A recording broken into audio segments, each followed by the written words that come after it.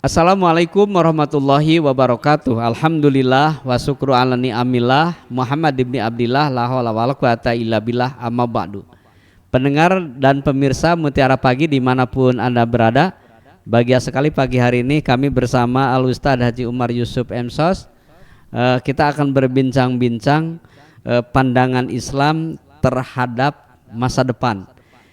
Pak Haji, ketika kita berbicara Islam masa depan, sebenarnya lebih dulu baginda Rasulullah SAW telah mencetuskan seperti apa masa depan itu, bukan saja masa depan dalam artian kita di dunia ini, tetapi Quran, hadis, begitu juga Rasul menyampaikan kita sudah ada cita-cita masa depan seorang mukmin itu akhirat yang abadan abada, dan cita-citanya jangan sampai ke neraka lah, ke surga kalau memang dilihat dari sisi itu. Tapi ketika saat ini, nah apa yang terjadi, mungkin masa perubahan atau dengan begitu banyaknya segala akses yang bisa hanya cukup di jari tangan, ini menjadi tantangan.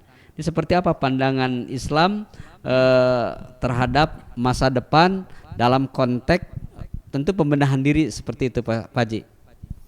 Baik, bismillah. Saya akan mencoba memulai dari al-Islam, sumuliyatul Islam. Jadi sumuliyatul Islam itu universalitas Islam, kesempurnaan Islam, gitu ya. Jadi kesempurnaan Islam itu pertama sumuliyatuz zaman. Jadi Islam itu sempurna dari masa ke masa. Ya. Jadi Islam berbicara zaman sebelumnya sempurna. Walaupun zaman Nabi Adam, Idris, Nuh, Hud, Soleh, Al-Quran belum turun. Dulu memang belum Islam namanya, gitu ya. Karena Islam itu muncul setelah Al-Quran turun. Dulu itu kan ada namanya mushaf, gitu kan. Kemudian millata Ibrahim, gitu ya, milah Ibrahim. Padahal yang dimaksud dengan milah Ibrahim itu adalah al-Islam. Nah, Islam zaman dulu sebelum Rasulullah itu sumuliyatuz zaman, Islam sempurna dari zaman ke zaman. Pertama zaman sebelum Nabi itu sempurna, gitu ya. Kalaupun berbicara Injil itu berbicara Islam sebenarnya, karena ajaran Injil itu ajaran Al-Quran. Berbicara Taurat berbicara Al-Quran dengan the Ten Commandment, ya. Taurat itu kan the Ten Commandment-nya. Jadi 10 perintah Tuhan. Apalagi Zabur. Zabur itu kan berbicara Al-Quran. Karena semua nabi itu ya qaumi ibudullaha min ilahin ghairuh. Wahai kaumku, sembahlah Allah, jangan sekali-kali menyembah yang lain. Semua nabi begitu. Semua nabi begitu. Untuk menyembah Allah, belum mengajarkan belajar tafsir, ya, belajar fikih, enggak, tauhid, gitu kan, tauhid dulu. Nah, sehingga Islam dilihat dari aspek kesempurnaan dari zaman ke zaman. Zaman sebelum Nabi itu sempurna. Itu pertama, ya. Jadi sumuliyatul zaman. Yang kedua sumuliyatul makan. Makan itu tempat, kan gitu ya. Jadi sumuliyatul makan itu dimanapun Islam itu berada, Islam tetap sempurna, gitu ya. Misalnya Islam di Bandung, berbicara Islam, berbicara kesempurnaan Islam. Islam berbicara di Indonesia, berbicara di Amerika, berbicara di Timur Tengah, di seluruh dunia, dimanapun Islam itu berada, tetap sumulia. Jadi universalitasnya itu terjaga dan sempurna, gitu ya. Apalagi misalnya diperkuat dengan wahyu terakhir, al yauma akmaltu lakum dinakum wa atmamtu alaikum nikmati wa raditu lakumul Islam madina. Itu kan penutup bahwa Islam itu sempurna sampai di situ, ya. Secara tempat Islam itu sempurna dari secara tempat, ya. Tadi kan berbicara dari zaman ke zaman, ya. Misalnya zaman dulu, zaman sekarang, zaman yang akan datang, berbicara Islam tetap sempurna. Makanya yang ciri orang bid'ah itu adalah orang yang mengurangi ajaran Islam yang memang ajarannya tidak boleh dikurangi. Yang kedua, menambah ajaran Islam yang ajarannya tidak boleh ditambah. Itu indikasi yang orang-orang bid'ah gitu ya, dalam agama maksudnya, bukan dalam masalah dunia gitu ya, dalam masalah dunia. Nah, Islam sempurna dari zaman ke zaman, dari masa ke masa dulu, sekarang dan yang akan datang. Berbicara Islam mungkin 100 tahun yang akan datang tetap sempurna. Tidak boleh di otak-atik karena sudah disempurnakan tadi al-yauma akmaltu dan seterusnya kepada Rasulullah gitu ya. Itu berbicara berbicara Islam dari zaman ke zaman. Yang tadi yang kedua sumuliyatul makan, tempat ya. Dimanapun Islam berada tetap itu sempurna. Lantas bagaimana kalau misalnya muncul fikih? Itu beda lagi. Berbicara fikih itu berbicara fleksibel. Berbicara misalnya sekarang lagi muncul hukum nabung emas gitu ya. Itu kalau dikaji secara fikih itu mungkin punya pendapat yang berbeda-beda. Fikih ini pendapatnya begini, fikih itu begitu dan lain sebagainya. Bahkan termasuk suku bunga ya. Suku bunga. Nah, suku bunga itu ada yang membolehkan bunga bank itu 0 sekian persen diperbolehkan. Seperti alkohol sekian persen untuk ini kan itu diperbolehkan. Tapi ini kan masih dalam kondisi atau dalam ranah berbeda pendapat. Nah, berbeda pendapat ya. Nah, tetapi yang sama gitu ya, saat ini berbicara fikih pasti fleksibel. Tapi berbicara akidah sama gitu ya. Semua pemahaman itu sama tentang akidah. Karena berbicara akidah berbicara tauhid ya. Berbicara kesempurnaan Islam itu semuanya sama. Nah, makanya kalau Islam belum sempurna sampai hari ini, ente belum selesai belajar Islamnya. Kalau ada yang mengatakan Islam belum sempurna, nah ini baru kan bereaksi semua gitu ya. Nah itu dari sumuliyatul makan. Yang ketiga dilihat dari aspek sumuliyatul asas. Asas Islam itu apa kan gitu ya? Asas Islam itu asasnya kan pertama Al-Quran. Jadi undang-undangnya itu Al-Quran. Berbicara Islam, berbicara Al-Quran. Makanya Al-Quran itu menyempurnakan kitab-kitab sebelumnya. Al-Quran berbicara Taurat, iya. Al-Quran berbicara Injil, betul. Bahkan Al-Quran mengakui kenabian Isa, iya gitu kan. Ini luar biasa. Makanya Al-Quran, asas pertama itu adalah Al-Quran menyempurnakan kitab sebelumnya. Maka makna daripada syahrul Ramadan alladzi unzila fil Quran hudal linnas, Al-Quran itu petunjuk bagi seluruh manusia. Kalau zaman Nabi Isa ada yang menjadi pengikut Nabi Isa, itu artinya dia mendapat petunjuk dari Al-Quran. Cuma masalahnya dulu Al-Quran belum turun, baru ada Injil. Berarti taat kepada Nabi Isa, taat kepada Injil itu sama dengan taat kepada Al-Quran gitu ya. Karena Al-Quran hudal linnas. Berbicara hudal linnas, ini kan berbicara manusia. Manusia dari zaman dulu, zaman sekarang, zaman yang akan datang gitu ya. Al-Quran sebagai penyempurna kitab-kitab sebelumnya. Bahkan Al-Quran mengakui gitu kan, mengakui kenabian sebelumnya, mengakui kitab sebelumnya. Itu kehebatan Al-Quran gitu ya. Makanya yang menyempurnakan Islam setelah dari masa ke masa secara sempurna, secara tempat secara sempurna, maka yang ketiga itu adalah secara asasnya Al-Quran. Al-Quran itu sudah sempurna, tidak boleh diotak-atik gitu ya. Walaupun banyak gitu ya yang membuat tandingan-tandingan Al-Quran, itulah yang harus diperangi kan begitu ya. Enak aja Al-Quran dibuat dengan hawa nafsunya sendiri. Makanya ada ayat Al-Quran, mereka berusaha memadamkan cahaya Allah, tapi di sisi lain Allah menyempurnakan gitu ya, dengan memunculkannya hafiz Al-Quran gitu ya. Makanya sekarang muncul kan banyak pesantren tahfiz Al-Quran, itu dalam rangka untuk bagaimana cara Allah menjaga kemuliaan Al-Quran, kemukjizatan Al-Quran, kehebatan Al-Quran, kesempurnaan Al-Quran. Itu asas pertama. Asas yang kedua, Islam itu menjadi sempurna karena ada as-sunnah. Misalnya Al-Quran berbicara perintah sholat. Bagaimana cara sholat? Ada di sunnah gitu ya. Cara sholat tidak ada dalam Al-Quran. Makanya sunnah atau berbicara sunnah, berbicara hadis itu kan bagaimana? Kaifa, bagaimana cara mengerjakannya? Mengerjakan sholat, maka dalam sunnah kan kata Nabi, "Shollu kama ra'aitumuni usolli" gitu ya. Nah, dikembangkanlah dalam fikih kan gitu ya. Dalam fikih seperti itu. Ini secara asas ya. Al-Quran asas pertama, yang kedua asas kedua adalah as-sunnah. Makanya itu tidak boleh tidak percaya kepada sunnah. Itu bahasa Al-Quran, atiullaha wa atiur rasul. Itu tidak boleh tidak gitu ya. Seperti di mana ada sholat, di situ ada zakat kan gitu ya. Taat kepada Allah, taat kepada Rasul. Berarti Al-Quran dan sunnah itu sesuatu yang harus dipegang. Apalagi misalnya ada hadis itu apa? Taraktu fikum amrayni lan tadillu ma in tamassaktum bihima kitaballah wa sunnah rasul kan gitu ya. Telah aku tinggalkan dua perkara, jika konsisten memegang dua perkara ini akan selamat dunia dan akhirat. Apa itu? Al-Quran. Yang kedua as-sunnah. Nah, makanya berbicara as-sunnah, bagaimana sunnah Nabi kan gitu ya. Bagaimana perilaku Nabi. Yang ketiga setelah Al-Quran, as-sunnah, asasnya yang ketiga adalah as-sirah. Jadi sirah itu berbicara tentang kehidupan sebelumnya. Bagaimana sirah nabawiyah, bagaimana perilaku Rasulullah, Nabi sebagai kepala keluarga, Nabi sebagai seorang ayah, Nabi sebagai seorang kepala negara, Nabi sebagai seorang jenderal gitu ya.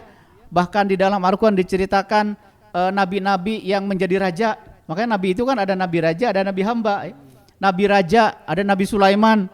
Dia seorang raja, tapi dia seorang nabi gitu ya. Makanya dia selalu bersyukur gitu ya.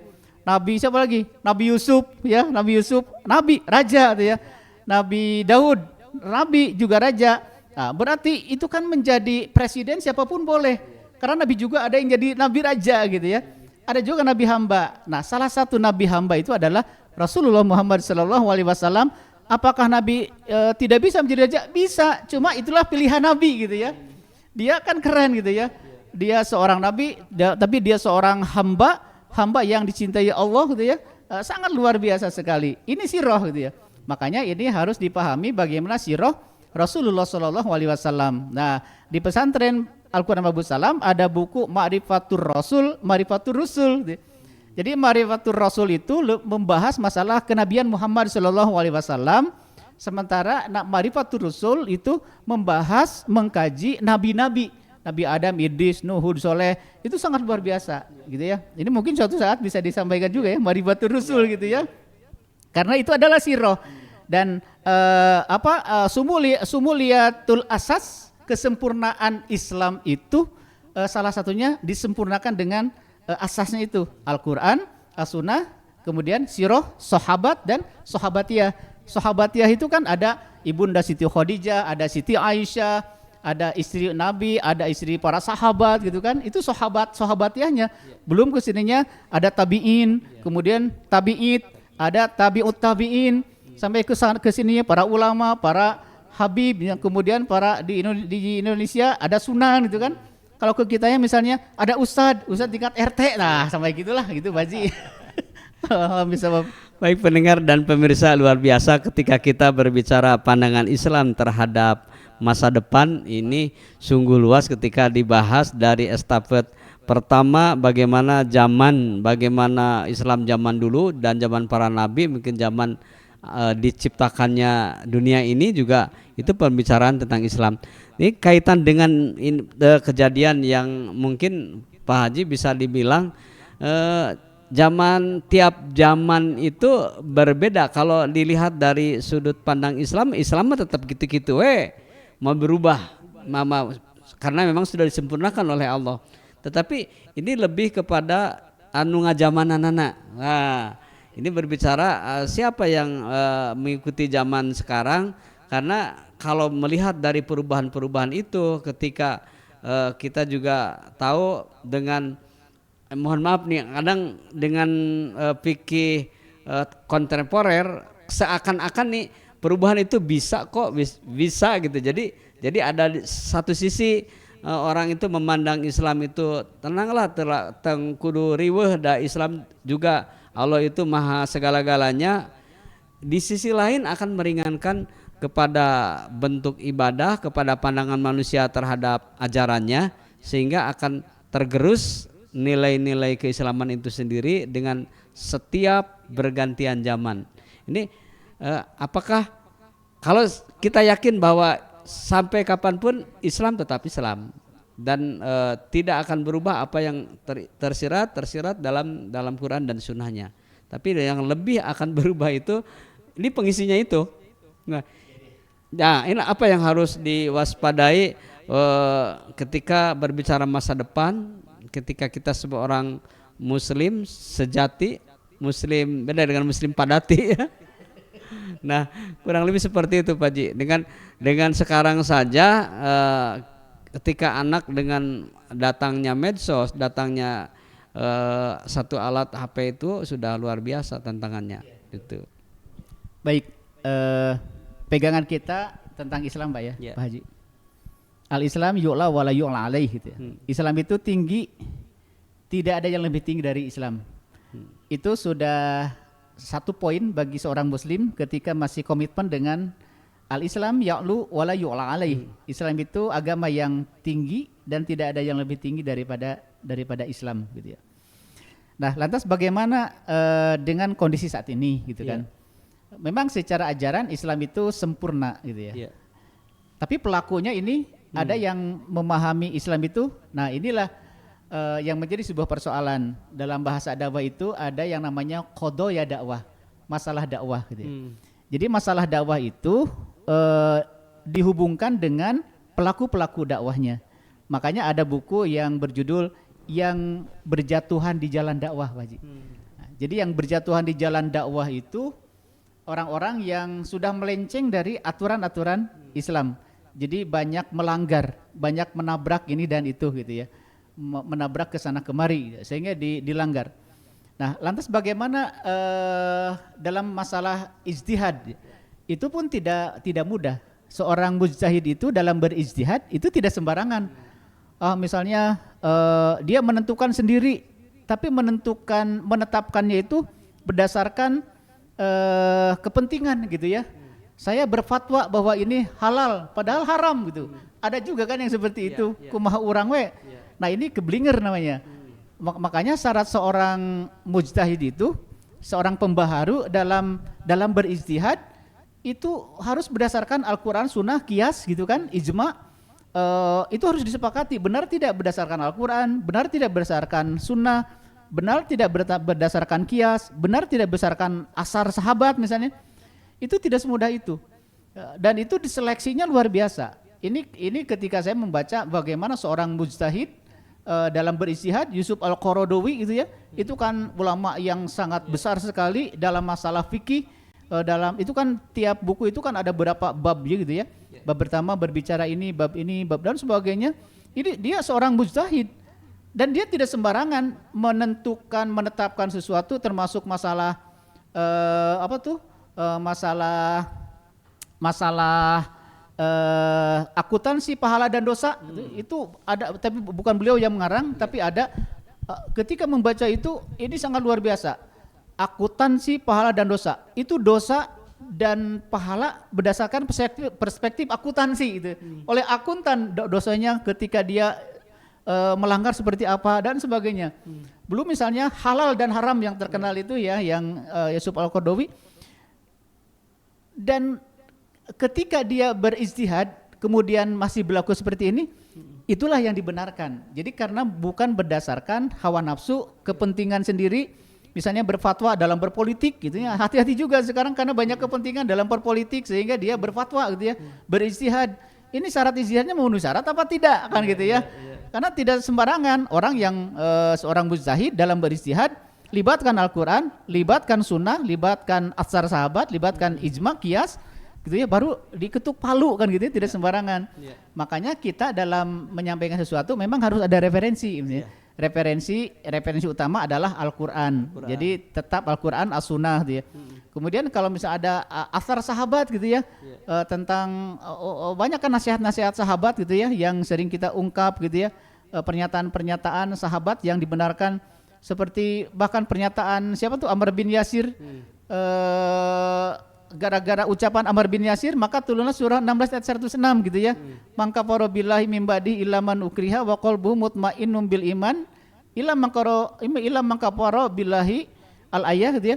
Itu kan ungkapan itu, ayat itu turun karena ungkapan seorang seorang sahabat Nabi Amr bin Yasir gitu. Ini luar biasa gitu ya, dibenarkan oleh Al-Qur'an. Nah, jadi untuk kembali ke bagaimana kesempurnaan Islam dari masa ke masa, dari zaman ke zaman, dari tempat, dari asas, bagaimana ke depannya, mari kita sama-sama memahami Islam secara kafah gitu ya, secara kafah. Karena terjadinya konflik saat ini al-fahmu juz'iyal Islam, Haji. Memahami Islam secara parsial, ini persoalannya. Punten misalnya di media sosial saja gitu ya, itu kan sering muncul berbeda pendapat, diangkat ke permukaan, padahal sebenarnya sumbernya sama, cuma di dalam penyampaiannya yang berbeda. Dulu saya mengangkat masalah studi komparatif mazhab fikih, yang diangkat itu masalah wudu. Masalah wudu di belakang itu banyak yang berbeda pendapat caranya, tapi ketika dipertemukan dengan orang yang berilmu tidak ada masalah, karena setiap orang itu ada dalilnya, ini analisa ilmiahnya dan lain sebagainya, itu luar biasa gitu ya. Sekarang mah ya mudah-mudahan dengan kembali belajar Islam tidak di media sosial, itu tidak salah, memang dia tidak salah, tapi memang harus ada dikonsultasikan terlebih dahulu, karena kalau diliput di media sosial kan kurang bagus ya, Islam para saya gitu ya. Alhamdulillah.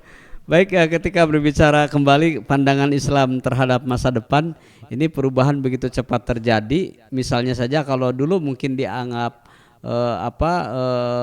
istilahnya teh pamali.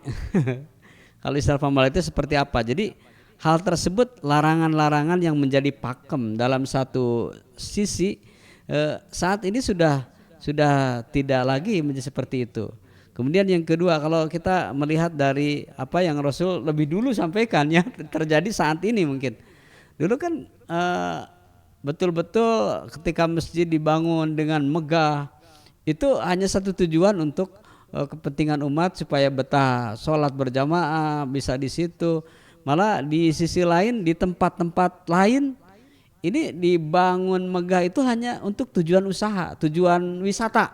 Mohon maaf. Walaupun memang itu tidak salah. Pertama mungkin membangun manusia Islam itu sendiri, manusia supaya mencintai agamanya, mencintai masjidnya. Sebenarnya tujuan utama, tujuannya pasti untuk memakmurkan masjidnya. Tapi ini terjadi saat ini seperti itu, Pak Ji. Ini bagaimana masa depan nih berubah? Saat ini seperti itu. Ketika dulu anak-anak itu rame pada maghrib ke sana itu mempelajari Al-Quran, walaupun memang sudah tidak ada listrik, mungkin terbatas. Jadi di tempat-tempat tertentu dan apalagi di pelosok sudah berbeda. Dan kita juga tidak mungkin memungkiri kejadian itu akan terjadi dan berubah terus. Nah, kita sebagai orang tua terutama nih agak khawatir tuh. Pendalaman seperti itu, bagaimana sih nanti Islam masa depan. Sekarang saja dengan di sisi lain ormas dengan ormas sudah notabene mengedepankan masing-masing, padahal tetap satu benang merah, kita harus menjaga ukhuwah Islamiyah. Seperti apa, Pak Haji? Baik, tadi tertarik dengan famali ya. Famali itu bahasa Arab, Pak Haji. Fa, maka ma tidak ada li untuk saya, maka tidak ada untuk saya. Maka ributlah masalah bisnis oriented gitu ya. Masalah proyek, nggak ada buat saya nih, nggak ada load akhirnya kan gitu. Itu mah hanya analisa biasa, Pak Haji. Jadi betul, Pak Haji ya, bahwa mungkin menjadi bahan evaluasi saat ini. Ada salah arah gitu ya. Sibuk dengan pembangunan secara fisik tempat ibadah ya. Sementara Nabi dulu ketika hijrah dari Mekah ke Madinah sibuk menyatukan Aus dan Khazraj. Itu Aus dan Khazraj itu kan kelompok yang bertahun-tahun selalu bermusuhan. Ketika mampu disatukan, maka lahirlah kelompok Ansor. Itu kan Ansor itu gabungan dari Aus dan Khazraj. Nah, artinya Nabi ke sana itu mampu mewarnai, mampu memberikan perubahan ya, menyatukan dua kelompok ini yang bertahun-tahun kemudian berseteru, berperang, maka di situ ada Al-Ansor gitu ya, Ansor yang luar biasa. Nah, disitulah ketika sudah mampu menyatukan, baru dibangun pertama tempat ibadah gitu ya. Madinah gitu ya, Masjid Nabawi gitu ya, Masjid Nabawi. Dan itu pun Masjid Nabawi dibangun, ini kalau kita melihat tahapan dalam Al-Qur'an, alladzina amanu wa hajaru wa jahadu. Jadi yang dibangun oleh Nabi itu tentang keimanannya dulu. Baru setelah keimanan wahajaru, baru mereka hijrah gitu ya. Hijrah secara maknawiyah. Bagaimana hijrah itu orang Ansor gitu ya, Aus dan Khazraj itu hijrahnya luar biasa, sehingga di situ ketika diminta untuk sama-sama membangun masjid, mereka berjihad. Berjihadnya kan dengan harta mereka, dengan jiwa mereka. Ini sangat luar biasa dalam pembangunan keimanan. Makanya di dalam pembahasan takwinul ummah yang dilakukan oleh Rasulullah, pembentukan umat itu salah satunya adalah takwinul imaniyah. Jadi keimanannya dulu, tauhidnya dulu diperkuat dan lain sebagainya, tidak disibukkan dulu dengan tempat ibadah-ibadah gitu ya. Dan itu ketika sudah dibangun, maka dijadikan itu Masjid Nabawi itu tempat pembinaan yang sentralnya di situ. Membina perekonomian, membina masalah strategi perang gitu kan, semuanya ada di Madinah. Maka ketika terjadi Futuh Mekah itu terjadi karena secara ekonomi sudah kuat, secara finansial sudah kuat, secara keimanan sudah kuat. Maka ketika terjadi Futuh Mekah kan tidak ada pertumpahan darah gitu ya, karena diawali dengan keimanan yang sangat kuat sekali. Nah inilah Nabi disibukkan dengan pembinaan umat ya. Nabi disibukkan dengan pembinaan umat, kemudian pondasinya diperkuat. Bukan berarti sekarang tidak boleh memperbanyak tempat ibadah, tetapi harus disibukkan dengan membina umatnya gitu ya. Agar umat itu umatan jamaatan, agar terjadi umat yang selalu berjamaah. Jangan sampai ada umat yang selalu membuat konflik gitu ya. Antara ini dengan ini konflik gara-gara masalah pemahaman, masalah mazhab, masalah perbedaan pendapat. Justru inilah yang harus dilakukan di dalam pembinaan umat saat ini gitu ya. Ya, jadi berarti di sini strategi dakwah, dan ini sudah termasuk masalah-masalah dakwah saat ini sudah mudah-mudahan tidak salah arah gitu ya. Mari kita sama-sama di sisi lain kita memperbanyak tempat ibadah, tapi di sisi lain pun kita bina umat itu secara bertahap gitu ya, secara bertahap, secara konsisten, secara ini karena persoalan dakwah saat ini besar sekali, apalagi kalau kita mengaca ke Palestina, saudara-saudara kita ini kan qadaya dakwah terbesar saat ini, pembantaian yang sangat luar biasa. Nah, lalu bagaimana ke depannya Islam itu? Ini kalau tidak dimulai dari sekarang, ditata dengan baik, mungkin sangat memprihatinkan sekali ya. Allahumma bishawab. Baik pendengar dan pemirsa, tidak terasa perjumpaan kita di pagi hari ini bersama Al-Ustadz Haji Umar Yusuf ketika berbicara pandangan Islam terhadap masa depan. Bisa ditarik benang merah Pak Haji supaya pandangan Islam terhadap masa depan itu seperti apa bagi kita sebagai orang mukmin yang tentu harus membekali diri, membentengi diri. Baik. Ada sebuah statement dalam bahasa Arab ya, at-tamaluk ad-diniyah. Merasa memiliki agama itu harus ada saat ini. Karena tidak sedikit orang-orang tidak merasa memiliki agama. Sehingga karena tidak merasa memiliki agama, terhadap agamanya itu santai-santai saja gitu ya. Nah, sehingga kata Nabi, hindari keluargamu dari kafir jahada. Kemudian Nabi ditanya oleh sahabat, ya Rasulullah, apa itu kafir jahada? Kafir jahada itu menutup diri dari tidak tahu persoalan agama. Jangan sampai seorang muslim tidak tahu persoalan agamanya. Jangan sampai seorang muslim tidak tahu persoalan masjid, tidak tahu persoalan Al-Quran, tidak tahu persoalan saudaranya, tidak tahu persoalan tetangganya, dan lain sebagainya. Ini yang harus kita tanamkan sekarang, at-tamaluk ad-diniyah, merasa memiliki agama. Kalau sudah merasa memiliki agama, dia akan membina generasi melakukan estafeta dakwah 10 tahun ke depan, 20 tahun ke depan, sehingga ketika dia wafat ada yang melanjutkan sebagai generasi penerus. Allahumma bishawab. Pendengar dan pemirsa, luar biasa. Ketika kita berbicara pandangan Islam terhadap masa depan, satu poin yang bisa kita tangkap ada rasa memiliki agama. Dan hati-hati dengan kafir jahada. Sesungguhnya Rasul itu mengingatkan bahwa mudah-mudahan tidak termasuk kita yang tidak tahu, tidak ingin tahu tentang apa yang terjadi dalam agama kita sendiri. Mudah-mudahan kita dilindungi dan diselamatkan oleh Allah menjadi hamba yang mutakin, sehingga kukuh walaupun mati memisahkan kita tetap satu tauhid la ilaha illallah. Baiklah kerabat kerja yang bertugas pagi hari ini, saya Tasmita Solihin pamit undur diri. Subhanakallahumma bihamdika asyhadu an la ilaha illa anta astaghfiruka wa atubu ilaik. Assalamualaikum warahmatullahi wabarakatuh.